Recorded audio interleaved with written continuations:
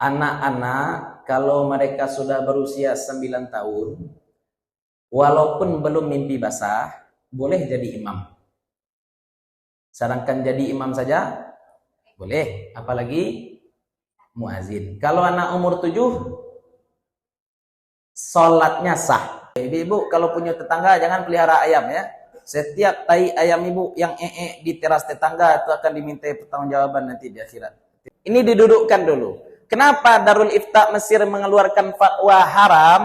Karena ternyata khitan perempuan yang banyak berlaku di Afrika itu disebut dengan FGM. Assalamualaikum warahmatullahi wabarakatuh. Alhamdulillahilladzi arsala rasulahu bil huda wa dinil haqqi liyudhhirahu 'alad dini kullihi wa kafaa billahi shahida. Asyhadu an la ilaha illallah wahdahu la syarikalah wa asyhadu anna Muhammadan 'abduhu wa rasuluh. Allahumma salli wa sallim wa barik ala hadzal nabiyil karim wa ala alihi wa sahbihi wa man tabi'ahum bi ihsanin ila yaumiddin. Fanawaina ta'alluma wa ta'lim wan naf'a wal intifa' wal ifadata wal istifadah wal hatha 'ala tamassuki bi kitabillahi ta'ala wa bi sunnati nabiyhi sallallahu alaihi wasallam wa du'a ila al huda wa dilalata 'ala al khairi ibtigha'a mardatillahi wa sawabihi wa qurbihi. Allahumma 'allimna ma yanfa'una wanfa'na bima 'allamtana wa zidna ilma. Bapak-bapak, ibu-ibu, para jamaah yang dimuliakan Allah, kita lanjutkan kembali kajian kita. Pada Jumat yang lalu kita sudah membahas tentang azan, syarat-syarat azan. Kemudian kita tegaskan bahwa azan itu aslinya zikir. Azan itu aslinya zikir. Sehingga dibaca kapanpun itu boleh. Dibaca kapanpun itu boleh. Tapi kemudian fungsinya berubah menjadi syiar penanda waktu salat. Syiar penanda waktu salat sehingga ia harus dikumandangkan setelah waktu masuk. Kalau waktu belum masuk sudah berkumandang azan, itu namanya azan tanbih. Azan untuk memberikan peringatan, sebagaimana di masa Rasulullah sallallahu alaihi wasallam azan tanbih itu dilakukan sebelum subuh. Sedangkan di masa Utsman bin Affan azan tanbih itu dilakukan sebelum sholat Jumat. Makanya sekarang kita temukan di beberapa masjid sholat Jumat itu azannya dilakukan 2 kali. Ya. Jadi jangan merasa ganjil pula nanti kau bakok 2 kali azannya kau Ustaz. Kau bakok sekali azannya, kau bakok subuh sekali saja azan. Enggak usah kita poniang-poniang. Ya, sa poniang-poniang. Nandak boleh itu mengabu. Baca carui udah enggak boleh. Ya, oleh azannya biarlah. Lai anaknya baca azannya biarlah. Itu kan zikirnya. Nandak boleh itu anak baru lai bajan lagu rungkat. Nah, itu enggak boleh. Ya Pak ya. Itu anak padangan azan heboh lah. Itulah akhir zaman ya. Kemudian perlu juga kita sampaikan azan itu wajib berbahasa Arab. Kemarin juga sudah kita sampaikan ya. Kita tegaskan sekarang azan wajib berbahasa Arab dan syarat hak-hak huruf tetap dipenuhi. Ya, jangan nanti salah-salah baca Allahu Akbar. Enggak boleh Allahu Akbar, Allahu Akbar. Ya, dikasih sedikit hembusan, ya sedikit saja Allahu Akbar. Nah, jangan bertukar nanti huruf, jangan berkurang yang panjang jadi pendek, yang pendek jadi panjang. 3 itu pantang. Ya, 3 itu pantang yang benar-benar fatal dalam basmalah, dalam hamdalah, dalam tahiyat, dalam takbir, termasuk dalam azan juga fatal. Yang tasdid, baca tasdid la ilaha illallah. Seperti itu, jangan baca la ilaha illallah. Yang tasdid dibaca. Ya. Yang tasdid. Apalagi yang kira-kira salah? Hayya 'alas shalah. Itu hanya biasa saja. Jangan hayya 'alas shalah. Ya walaupun artinya enggak buruk ya, hayya 'alas shalah itu kalau pakai ha terakhirnya artinya mari kita damai gitu. Ya mari kita damai. Tapi kan sebenarnya tujuannya apa? Hayya 'alas shalah, salat. Mari kita salat. Ya, makanya itu penting juga, hayya 'alal falah juga. Jangan nanti dikasih tasdid, enggak. Hayya 'alal falah. Nah, itulah beda artinya itu, Pak. Bahasa Arab ini beda huruf, beda makna. Bahasa paling sensitif di dunia bahasa Arab inilah orang. Bahasa paling sensitif di dunia bahasa Arab inilah. Tinggal titik satu berubah makna, tinggal tasdid berubah makna, salah makhraj bergeser sedikit saja berubah makna. Ya. Dalam bahasa tulisan pun seperti itu, hurufnya mirip-mirip, fatal. Fatal. Kenapa ada kemudian kreasi para ulama membuat harakat, membuat titik itu agar tidak terjadi fatal-fatal seperti tadi.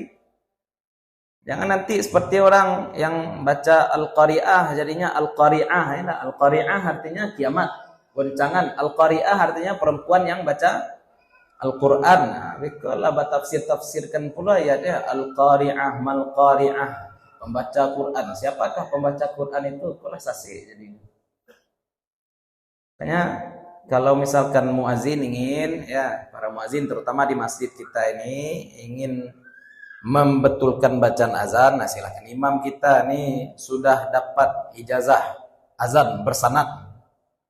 Ya, ada ijazah sanad untuk azan yang akan dibaca. Perbaiki bacaan, perbaiki tahsin. Kalau irama itu bisa menyesuaikan. Tapi tahsin dan tajwid dalam membaca azan itu harga mati. Ya, maka jangan dianggap sepele saja. Kecuali beda langgam, beda qiraat. Kalau beda langgam enggak masalah, beda qiraat enggak masalah. Tapi kalau sudah salah jali itu enggak lagi. Ya, itu tentang azan. Kita selesaikan qamat, nanti kita masuk kepada syarat sah salat. Iqamah adalah sama dengan azan pelaksanaannya. Tapi iqamah ini lebih kepada pelaksanaan salat itu benar-benar akan dilaksanakan. Makanya dalam iqamah itu ada lafaz qad qamatis shalah. Itu kalau dalam bahasa Arab walaupun pakai fi'il madhi tapi faedahnya adalah litahqiq. Sungguh telah akan berdiri salat, itu maksudnya. Ya. Kalau di masa Rasulullah SAW, dan jangan kaget juga ibu-ibu, bapak-bapak, andai pergi ke daerah Arab, imam itu langsung qamat. Imam itu yang langsung qamat. Kalau tempat kita kadang-kadang beda orangnya, yang azan lain orangnya, yang qamat lain orangnya, yang imam lain orangnya, enggak masalah. Ya. Tapi imam pun dia, imam azan, imam pula qamat, imam pula yang imam. Di kampung-kampung kan banyak seperti itu, jamaahnya perempuan semua. Boleh enggak tuh Ustaz? Boleh. Ya, boleh saja. Kenapa? Karena qamat itu memang dilakukan menjelang akan dilaksanakannya salat. Salat yang mana? Salat 5 waktu. Andai kita akan melaksanakan salat sunnah berjamaah, tentu kita juga butuh komando. Apakah dilaksanakan iqamah, Ustaz? Tidak dilaksanakan iqamah. Untuk salat sunat yang dilaksanakan berjamaah, contohnya apa? Salat istisqa, atau sholat tarawih, atau sholat hari raya. Orang sudah berkumpul semuanya, sudah duduk di masjid atau sudah duduk di lapangan, kita akan melaksanakan sholat hari raya. Apakah iqamah kita ngajak orang berdiri? Tidak pakai iqamah. Tapi kita pakai apa? Ya pakai bahasa Indonesia. Jadi gimana bahasa Indonesianya? Mari kita sholat jamaah, atau sholat jamaah akan dimulai. Atau kita pakai bahasa Arab, as-sholatu jami'ah. As-sholatu jami'ah. Artinya itu, mari kita sholat berjamaah. Tambah doa setelah itu boleh Ustaz? Silakan. Apa doanya? Atsabakumullah. Contoh. As-sholatu jami'an atau as-sholatu jami'atan. Atsabakumullah. Kata Bilal atau kata muazin, itu diperbolehkan. Atau imam yang berkata demikian itu diperbolehkan. Ya, sarankan pakai bahasa Indonesia saja boleh. Ya, mari kita sholat. Semoga Allah memberi sawab, memberi pahala sholat kita. Itu boleh. Kalau diganti kepada bahasa Arab, boleh enggak? Ya boleh.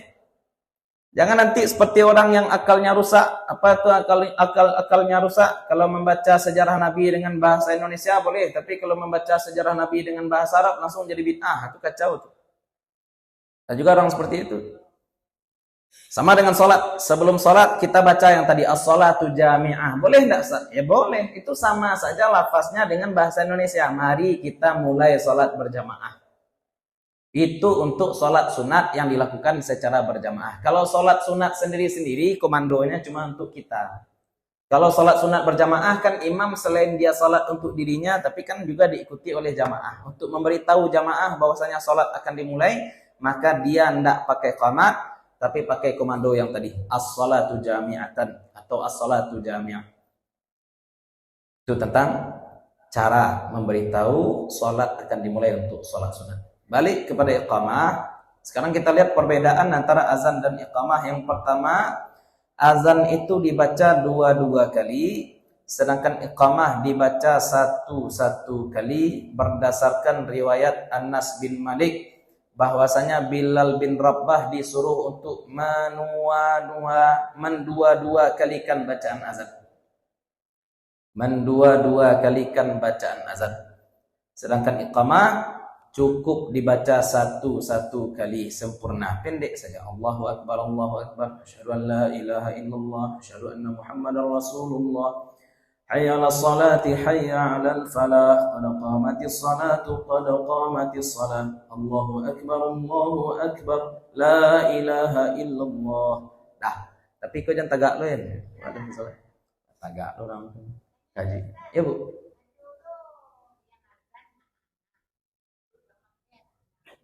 Boleh. Anak-anak kalau mereka sudah berusia 9 tahun, walaupun belum mimpi basah, boleh jadi imam. Sedangkan jadi imam saja, boleh. Apalagi muazin. Kalau anak umur 7, sholatnya sah. Kalau sholatnya sah, berarti zikirnya juga sah. Termasuk azannya juga sah. Ya, anak-anak boleh azan, boleh. Jangan anak-anak yang susah hilang fokus ya. Anak-anak susah hilang fokus. Allahu Akbar, Allahu Akbar. Lalu orang istontong enggak kajiannya. Walaupun belum sunat. Ini juga pembahasan. Anak-anak sunat itu masalahnya di mana? Masalah anak-anak yang belum sunat itu adalah dia kemana-mana bawa najis itu, Pak. Ya, karena bersucinya belum lagi sempurna. Kamu nak tahu bahasa Indonesianya ya? Kalau orang yang belum sunat itu mau sempurna bersucinya, bagaimana caranya? Bahasa Indonesia di Kulancian ya nak. Bahasa Indonesia enggak tahu pula saya. Makanya bahasa Indonesia aku agak sampik.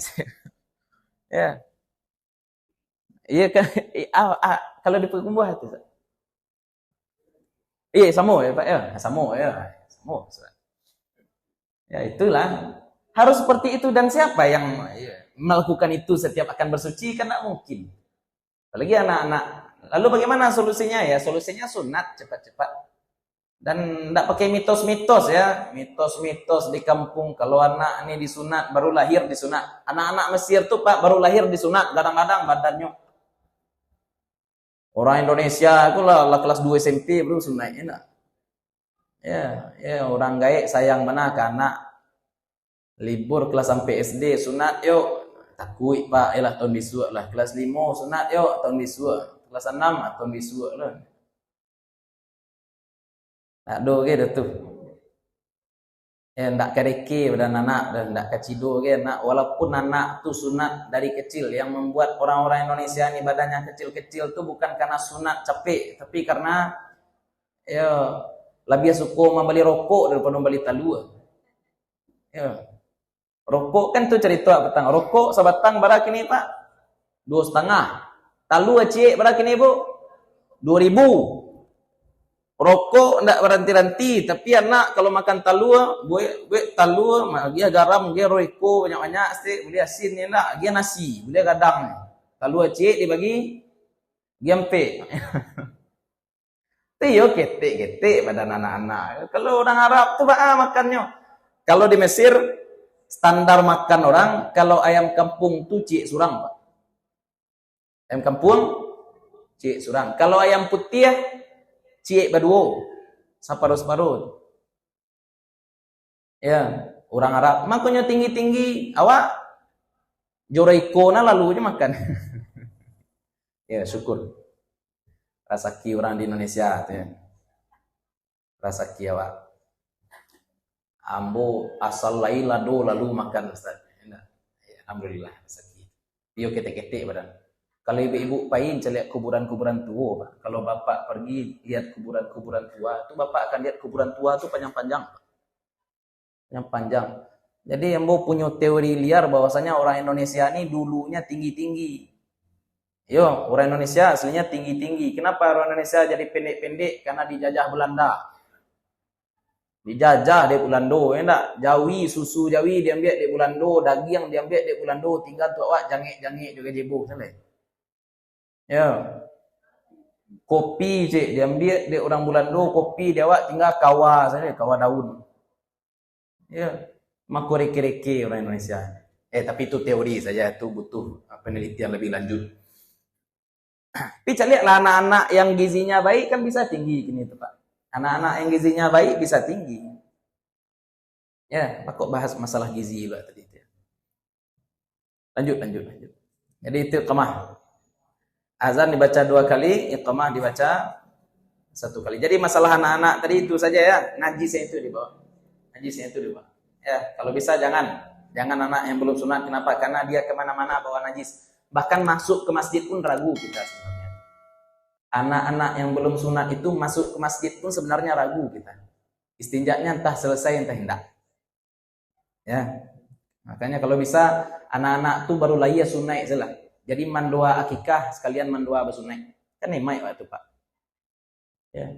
Ustaz tapi dapat amplop tuh sekali saja. Oh iya juga. Ya. Kan anak baru lahir dapat amplop akikah. Nanti anak umur 7 bersunai dapat amplop sunai. Nanti umur 9 tahun ketam kaji dapat pula amplop.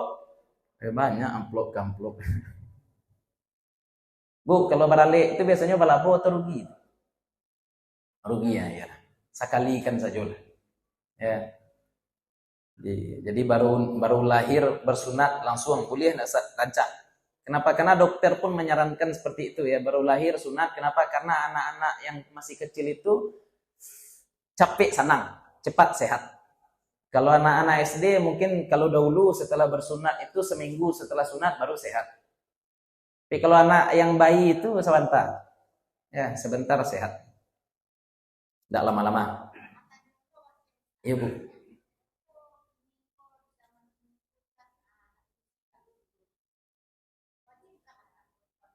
Iyo, itu sebenarnya bahas dalam Thaharah kemarin ya, masalah khitan perempuan. Sunat anak perempuan. Kalau dalam mazhab Syafi'i, khitan perempuan itu wajib. Makanya di Indonesia wajar dan umum dilakukan khitan bagi anak perempuan. Kalau dalam mazhab Maliki, khitan perempuan itu hukumnya makramah saja. Bukan wajib, akan tetapi sunnah. Di antara ulama kontemporer, salah satunya lembaga fatwa Mesir, Darul Ifta Misriyah, itu melarang pelaksanaan khitan perempuan. Kenapa? Karena ternyata khitan perempuan yang terjadi selama ini itu bukan khitan. Kini kita dudukkan dulu definisi ya. Definisi dulu.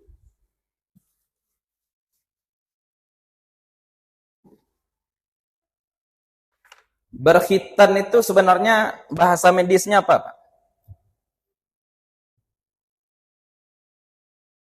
Khitan itu apa bahasa medisnya? Sirkumsisi. Ya, circumcise bahasa Inggrisnya ya. Kalau memotong anggota tubuh yang sakit, memotong anggota tubuh yang sakit namanya amputasi. Kalau memotong anggota tubuh yang sehat namanya apa? Apa namanya, Bu? Memotong anggota tubuh yang sehat namanya apa? Mutilasi. Ya, mutilasi. Ya. Ini didudukkan dulu. Kenapa Darul Ifta Mesir mengeluarkan fatwa haram? Karena ternyata khitan perempuan yang banyak berlaku di Afrika itu disebut dengan FGM. FGM. F, female. G, genital. mutilation. Artinya female, perempuan, genital, kelamin, mutilasi kelamin wanita. Ini yang terjadi. Kenapa? Karena yang terjadi ternyata, mohon maaf ya Bu ya, kaji syarak berarti lanjang ya Bu ya. Yang dipotong ketika menyunat perempuan ternyata klitoris, dan itu tidak boleh dipotong. Mohon maaf ya Pak ya, memotong klitoris perempuan sama saja dengan memotong kepala kemaluan laki-laki itu. Itu organ sehat. Yang dipotong bukan kepala kemaluan laki-laki ya. Kecuali adonan salah sunatnya, enggak tahu. Yang dipotong itu apa? Kulit berlebih yang menutup kepala kemaluan laki-laki. Itu dalam khitan laki-laki. Dalam perempuan juga sama. Mohon maaf. Kalau misalkan klitoris perempuan itu ada kulit berlebih yang menutupnya, itu dipotong, itu baru khitan. Tapi nyatanya tanyo-tanyo kene di kampung bersunai ke mengago nek. Enak, sunai ke mengago itu riasanya pisau gitu. Cerita ini yang itu. Itu namanya enggak motong, cuma melukai seperti itu saja. Kalau cuma melukai seperti itu tuh namanya bukan khitan. Dengan kata lain, praktik khitan yang sudah terjadi selama ini pun banyak enggak sah. Lalu khitan itu bagaimana? Memotong kulit berlebih di kelamin yang memang enggak ada gunanya. Mohon maaf ya. Kalau mau ngomong kita contohnya dalam praktek sekarang mungkin barangkali. Ini perlu kita konsultasikan juga dengan dokter. Kalau labia minora itu terlalu menjulur keluar, sehingga ketika perempuan berdiri normal pun mereka dia keluar, contohnya, itu barangkali itu kan kulit berlebih, itu barangkali bisa disebut khitan. Atau kulit berlebih menutup klitoris, itu bisa disebut khitan. Tapi kalau tidak ada kulit berlebih yang akan dipotong, apa yang akan dipotong lagi? Itu sama dengan laki-laki. Andai laki-laki tidak ada kulitnya berlebih yang bisa dipotong, maka tidak wajib khitan. Akan dipotong deh. Itu makanya solusi untuk peralihan transisi itu banyak orang menyatakan sunat formalitas. Sunat formalitas itu apa? Iya, yang tadi waktu kecil dituri saja. Itu tidak sunat sebenarnya. Itu tidak sunat sebenarnya. Maka sebelum ada kejelasan, ini sebenarnya tugas MUI ya. MUI harus merumuskan masalah khitan perempuan, dikumpulkan ulama, dikumpulkan dokter. Standar ulama kanlah jalih tadi itu. Standar ulama, standar khitan adalah memotong kulit berlebih. Tujuannya apa? Pertama, untuk menjaga kebersihan kelamin. Yang kedua, menambah nikmat senggama. Dua tujuannya. Maka ini penting. Dua ini standar. Diserahkan standar ini kepada dokter. Dokter nanti melihat kira-kira mana kulit berlebih yang memang patut dipotong, kemudian mana yang tidak akan menghilangkan kenikmatan senggama. Kalau ternyata prakteknya justru memang klitoris itu yang dipotong habis, berarti itu yang apa namanya? Mutilasi namanya, kriminal. Memotong organ sehat dari tubuh. Mohon maaf ya, makanya orang-orang yang jempolnya dua itu tidak boleh dipotong. Secara fikih, mohon maaf ya, ada organ berlebih, itu tidak boleh dipotong. Kenapa tidak boleh dipotong? Karena organnya sehat. Organnya sehat. Tidak boleh dipotong. Berbeda dengan tumor. Ya, sama dengan kelamin juga seperti itu. Maka harus paham kita batas-batas. Dikumpulkan nanti dalam forum ada ulamanya, ada dokternya bisa menyampaikan. Oh, berarti kalau seperti itu standar para ulama, maka yang bisa dipotong ini. Kalau sudah selesai itu baru dibuat nanti rekomendasi, disampaikan ke rumah sakit. Memang sekarang dokter tidak ada yang diperbolehkan lagi mengkhitan ya Bu ya. Dokter tidak ada yang diperbolehkan mengkhitan perempuan. Kenapa? Karena sampai sekarang belum ada kejelasan itu. Ya, yang kita sebutkan tadi. Hanya memotong kulit berlebih. Ya, kalau ada rencana menat. Ya, yang penting standar agama seperti tadi ya. Yang dipotong cuma kulit berlebih tanpa memotong organ yang sehat.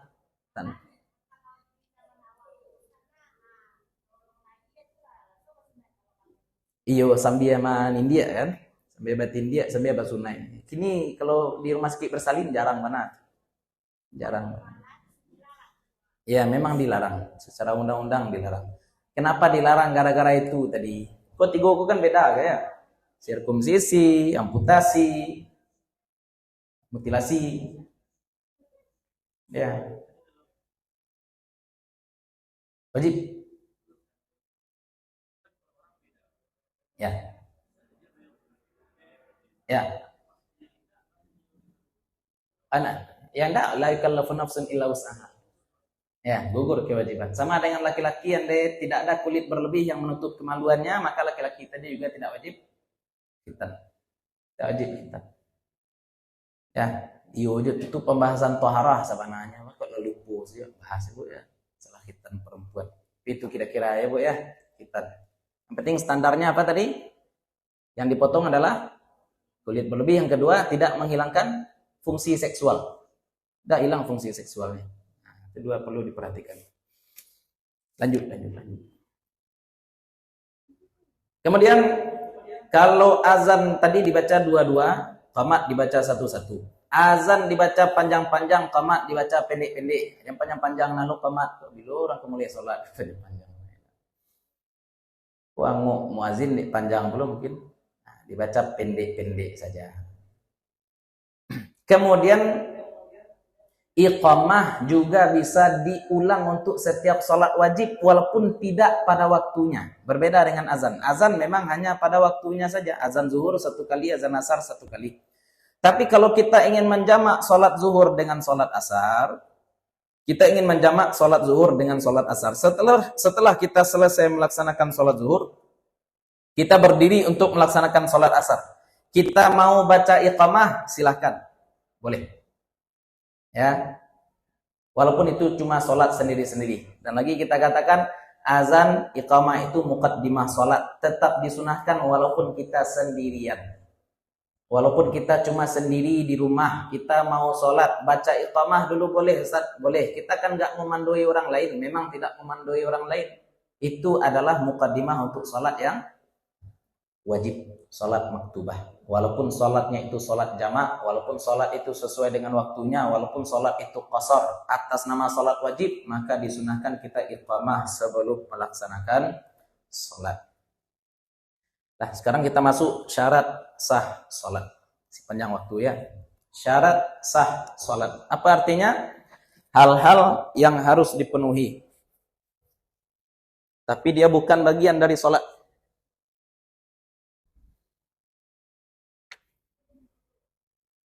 Yang wajib dalam sholat,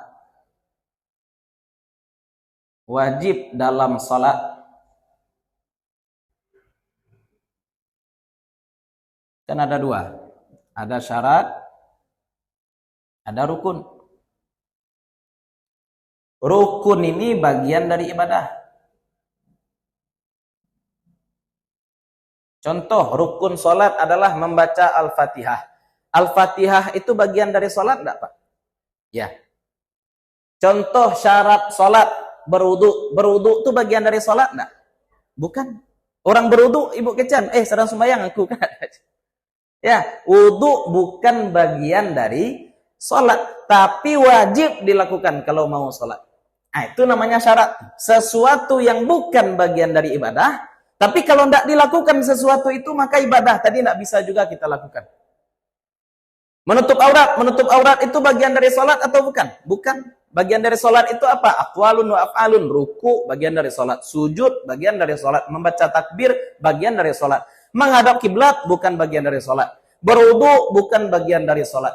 Suci pakaian tempat, mengetahui masuknya waktu, itu bukan bagian dari sholat. Tapi tetap wajib untuk dipenuhi. Agar sholat kita sah. Maka ini disebut syarat sah. Syarat wajib sudah kita bahas sebelumnya. Islam, balik, berakal, suci dari haid dan nifas, terakhir sampai dakwah. Sekarang kita bahas syarat sah sholat. Kalau yang umum dipelajari syarat sah ketika SD dulu ya, suci dari hadas, najis. Hadas besar, hadas kecil. Suci najis di mana saja? Badan, pakaian, tempat. Apalagi syarat sah salat. Masuk, mengetahui masuknya waktu salat.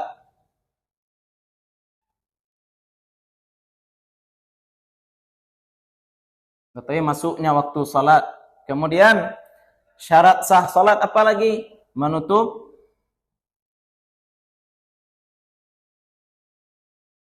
aurat. Kemudian apa lagi? Menghadap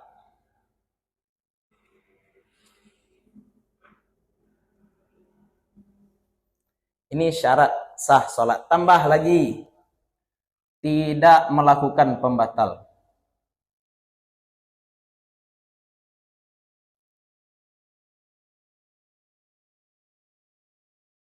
Tidak melakukan hal yang membatalkan salat.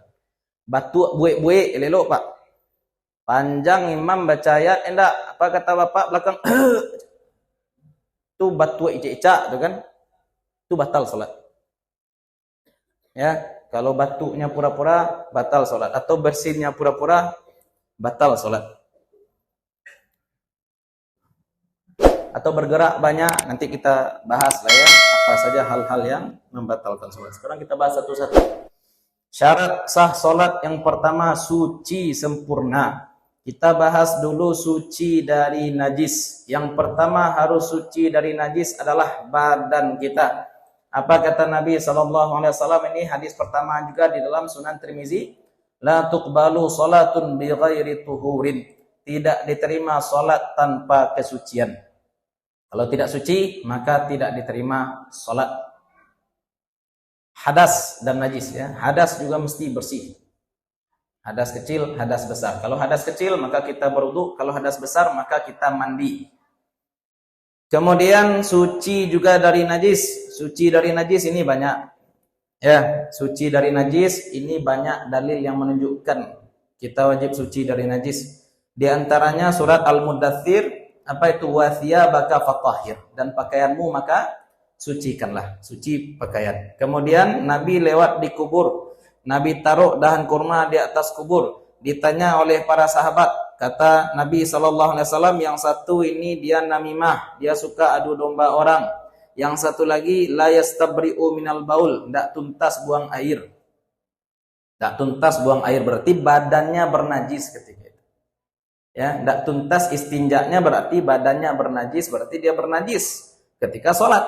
Kalau bernajis ketika sholat, maka tidak sah sholatnya. Ya, pakaian sudah kita sampaikan, badan juga kita sampaikan. Kemudian tempat juga harus suci, karena tempat itu akan menempel dengan badan kita. Maka yang dimaksud dengan tempat itu adalah semua yang menempel dengan tubuh kita saat kita sholat, saat kita sujud, saat kita ruku, saat kita duduk. Ada contoh di kitab fikih, andai ada tai burung, kita sedang sujud dan tai burung itu ada di bawah dada kita, dan tai burung itu tidak menempel dengan tangan kita, tidak menempel dengan kepala kita, tidak menempel dengan lutut kita, maka sholat tetap sah. Jadi yang dimaksud dengan tempat itu apa? Tempat yang di sana menempel organ tubuh kita, baik ketika berdiri, atau ketika duduk, atau ketika sujud. Kita lihat saja. Nah, jadi contoh sudah kita sampaikan ya, andai kita sujud itu di bawah dada kita ada tai cicak misalkan, maka sholat tetap sah. Sholat tetap sah. Kemudian mengetahui masuknya waktu sholat. Karena Allah Subhanahu wa taala katakan aqimis sholata liduluki syamsi. Tahu kita masuk waktu sholat, baru kita sholat. Kalau masih ragu-ragu apakah waktu sholat sudah masuk atau belum, maka tahan dulu, tunggu dulu sampai jelas bahwasanya waktu sholat sudah masuk. Kalau ada orang yang mengira waktu sholat sudah masuk, ini contoh kasus. Orang mengira waktu sholat sudah masuk, kemudian sholat dia. Di pertengahan rakaat ketiga baru orang azan. Ya, baru orang azan, maka sholatnya tadi tidak sah, cuma sah sebagai sholat sunnah saja. Ya, andai waktu zuhur sekarang masuk jam 12:30 misalkan. Kemudian jam 12:30 kurang 5 dia sholat. Dia kira waktu zuhur sudah masuk. Di pertengahan sholat baru bunyi bel, baru masuk waktu sholat. Berarti sholat yang dia lakukan tadi bagaimana statusnya? Sholat yang dia lakukan tadi Andai tidak ada hutang sholat sebelumnya, maka jatuh sebagai sholat sunnah saja. Nanti selepas dia selesaikan sholat itu, sholat dia lagi melaksanakan sholat zuhur. Jangan dibilang itu sudah sholat, itu belum lagi sholat. Nah, bagaimana cara kita mengetahui masuknya waktu sholat? Yang pertama, cara yakin. Cara yakin kita tahu waktu sholat adalah dengan melihat betul matahari. Kalau subuh, kita lihat ke langit timur. Nampak garis putih di horizon, baru masuk subuh. Kalau waktu zuhur, keluar kita tegakkan tonggak. Ya, kita tegakkan tonggak. Kita lihat arah timur, arah barat. Kalau matahari sudah condong ke arah barat, berarti bayangan akan berlebih ke arah timur. Diceliak tonggak, diceliak bayangannya. Kalau bayangannya sudah mulai condong ke arah timur, berarti waktu zuhur sudah masuk. Kalau waktu asar, kalau bayangan sudah sama panjang dengan bendanya, sepanjang spidol pula bayangannya berlebih sedikit, maka masuk waktu asar. Itu cara yakin. Boleh pakai cara zon, Ustaz? Boleh. Cara zon itu apa? Zon itu artinya dugaan kuat. Satu cara zon adalah dengan hisab falaki. Hisab falaki. Artinya apa? Ilmu astronomi. Untuk dilaksanakan sholat zuhur misalkan, maka ketinggian matahari itu berapa derajat? 91 derajat. Kalau misalkan ya lurus dari permukaan bumi, matahari itu kan 90 derajat. Kalau condong dia ke arah barat sedikit, maka 91 atau 92 derajat. Atau kalau untuk waktu subuh, berapa derajat kira-kira matahari di bawah ufuk, Ustaz? Ini ufuk, ini matahari berapa derajat di bawah ufuk? Untuk penghitungan falak itu kita anggap pakai bumi datar ya, Bu ya. Jadi orang bilang flat earth itu jangan disalahkan juga langsung ya. Kenapa? Karena dalam metode penghitungan falak kita umpamakan bumi itu datar. Kita umpamakan bumi itu datar. Ini matahari, ini edarnya matahari. Ini namanya garis ufuk. Ya, ini waktu subuh. Waktu subuh itu kapan? Sebelum matahari terbit. Mataharinya masih di sini, tapi sinarnya sudah tampak di sini. Nah, itu waktu subuh. Waktu zuhur kapan? Ini garis tengah. Ah, di sini matahari. Waktu asar, kira-kira di sini ini matahari. Waktu maghrib, pas di sini nih, tenggelam. Ini maghrib. Waktu isya di bawah. Sampai sinar kemerahan matahari hilang. Kita anggap bumi datar. Ya, nanti orang-orang falak ngitung apanya? Ngitung derajatnya. Ini berapa derajat nih? Kalau ini 90 derajat, ini 0 derajat. Berarti ini min. Ya, berapa derajat di bawah 0. Ini juga berapa derajat di bawah 0. Seperti itu. Ya, karena satu lingkaran itu berapa derajat? 360. Yo. Anak sekolah kok bully sih. Ya, 360. Sin 45 berapa? Ah. Jadi orang-orang dulu tuh Pak ngitung kiblat, ngitung waktu sholat itu enggak pakai kalkulator. Ya. Jadi sudut-sudut istimewa mungkin bisa dihafal ya. Sin 45, 90, cos 45, 90 itu bisa dihafal. Iya, tangen, sin cos tangen itu, ambo saja sin cos tangen ambo agak kurang suku aja matematik. Ya, sebelum itu suku. Kalau aljabar suku mana, tapi saja sin cos tangen ko agak-agak renggang hubungan. Kecuali ada kalkulator. Ulama dulu menghitung tuh enggak pakai itu, ya pakai manual. Ada rumus-rumusnya ngitung sin cos tangen itu, kitanya aja enggak tahu karena kita sudah manja dengan kalkulator. Ya, tapi tetap saja ini namanya zon. Hasil hitungan matematika itu walaupun namanya ilmu pasti, tapi secara fikih namanya apa? Zon. Tetap ada kemungkinan miskalkulasi, ada kemungkinan salah. Ya, tapi boleh dipakai, boleh. Maka kita boleh pakai ini. Boleh pakai jam.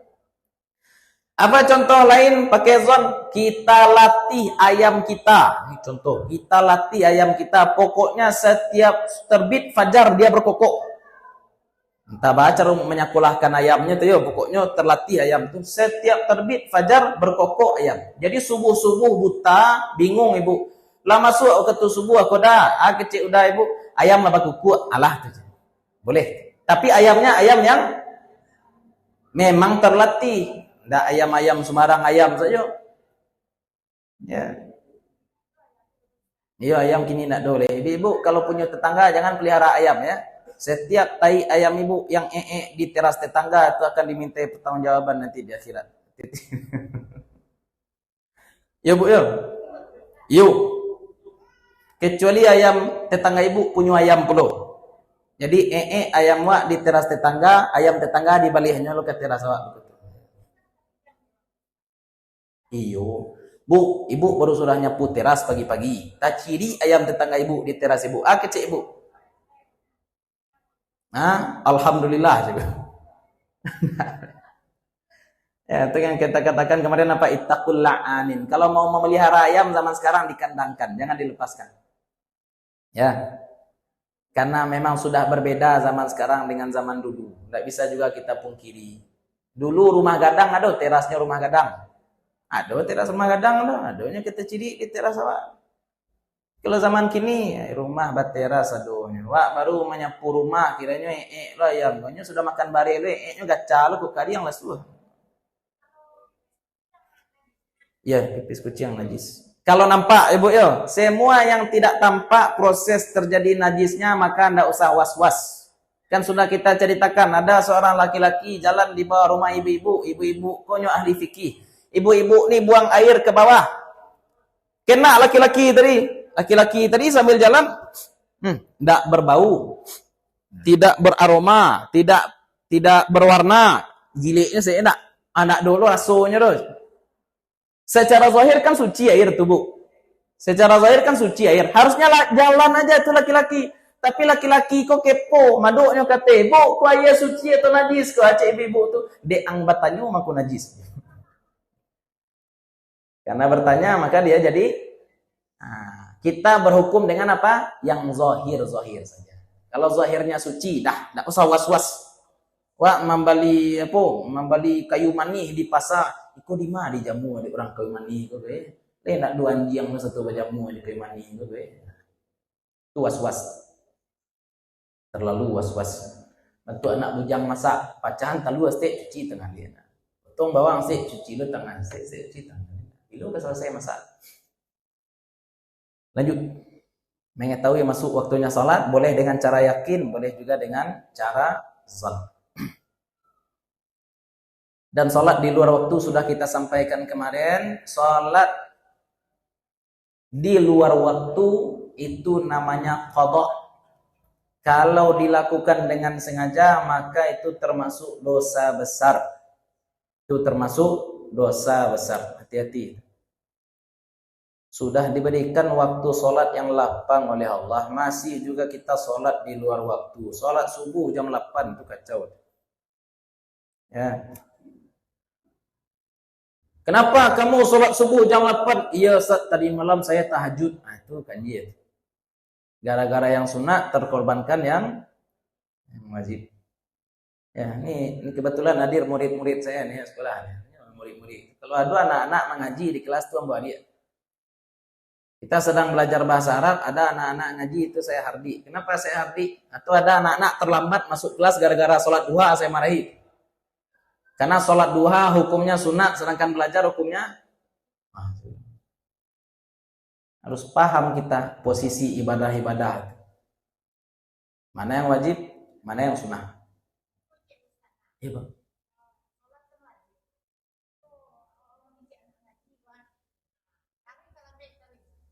Iya.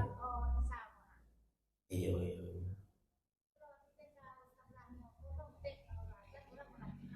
Betul. Jangan nanti anak-anak mengira Al-Quran menjadi penghalang sholat. Ya. Ya.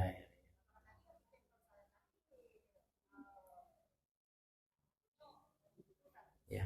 Di ratu-ratu di mana di kampung gue pakai sholat asar karena MDA kan pulang sekolah. Orang azan di masjid tapi masih lanjut juga mengaji. Kok masalah bahasamu sebenarnya ya? Iya, iya. Hmm. Kalau bisa dikondisikan. Kalau anak-anak memang berada di masjid, maka usahakan sholat berjamaah di. Banyak PR aku bu. Contoh PR paling kadang kini kok didikan subuh, kini jadi didikan pagi. Nah, harusnya didikan subuh ke maksudnya apa? Anak ke masjid subuh aja orang kayaknya kan itu tujuannya. Ya, tidak jadi didikan subuh. Didikan duha namanya gini itu. Didikan duha. Ya, atau letrengat. Ya, piko ya PR kita bahasa mo. Letrengat anak-anak. Kalau azan isya berarti siap-siap sholat. Tidak boleh cabut. Jeleh tu. Leto iko.